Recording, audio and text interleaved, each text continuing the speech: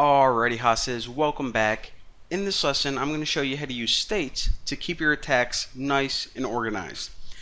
Now, it's pretty clear that even after just a few minutes of using Burp, the interface can get pretty cluttered. Now, it isn't Burp's fault, it's just because we're working with a lot of data, we're scanning a lot of web pages, and if you just look at like your scan logs, okay, we got a bunch of different scan logs already. Our proxy history, I mean, we might have like thousands and thousands of pages. Our sitemap, this can get pretty big as well. So, just a lot of information, and it can kind of clutter up everything, kind of overwhelm you. So I'm going to show you guys my workflow of how I like to organize everything, and it keeps me from losing my mind.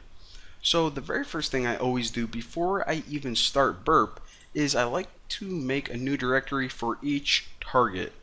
Now I usually just name it the website name. So I'm going to name this one B, and all of my attack states, and I'll show you guys what they are in just a second. Basically, saving your project, that's all it is. They're all going to go in here. So don't just stick them all in the same location or else it's going to get real confusing.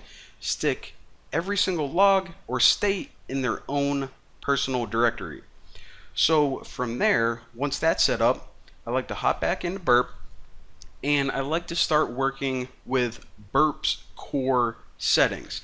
In other words, the options that are never going to change no matter what, such as your proxy, that's always going to point to the same IP address, the same port. Maybe you want Burp to look the same every single time you use it. Just your core Burp options. So once you have those saved and configured exactly how you like, what I do is I just start going through tab by tab and cleaning everything out. So no info in here, none there, that's good. Intruder, no extra tabs open. The scanner, all my scan logs, I'm gonna do Control A and just delete all of them. So there you go, that's cleared out your spider. Make sure that you don't have any requests queued. Now your proxy. For your proxy history, I'm going to select all of these, delete them, yes.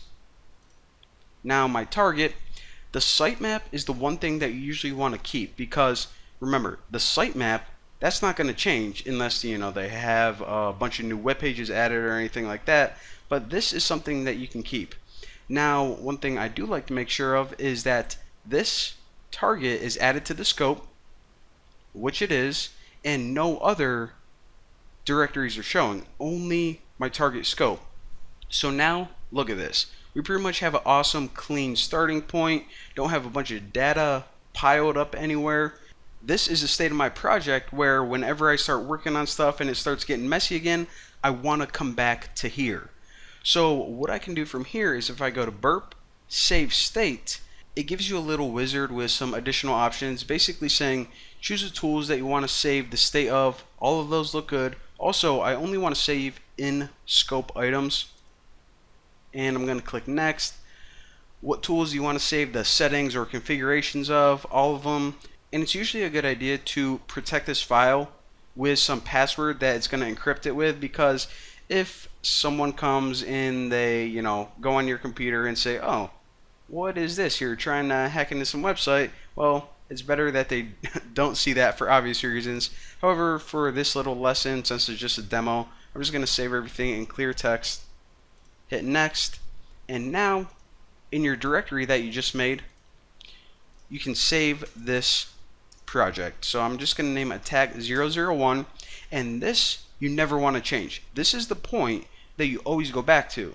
So I'm going to hit save, next, and it's going to save it. So now I got attack 001 saved, my starting point. So now I can just start doing other stuff. Maybe every day I want to attack a different section of the website, and I don't know, what else can we do? So you want to scan this branch, just start working, doing whatever you want. So okay, after a while, after an hour or so, I start to notice that this is getting pretty cluttered again. My scan logs, my proxy history, I'm in the same pickle that I was before. But now, all I have to do is I say, okay, You know what? I want to get back to that starting point because it's starting to get a little overwhelming. Go to burp, restore state, attack 1, next. What do you want to restore? All of those, next, and next. And now, with the click of a button, you're back to base again. So it definitely helps with getting overwhelmed with all that data. And also, if you get to another point in time where you're like, you know what, this is actually pretty good, pretty important stuff, I want to save this too, you can just save an additional state. Maybe you want to name it attack 002, keep them in order, whatever. But there you go. That is how you save and restore states and how you can keep Burp Suite a little more organized.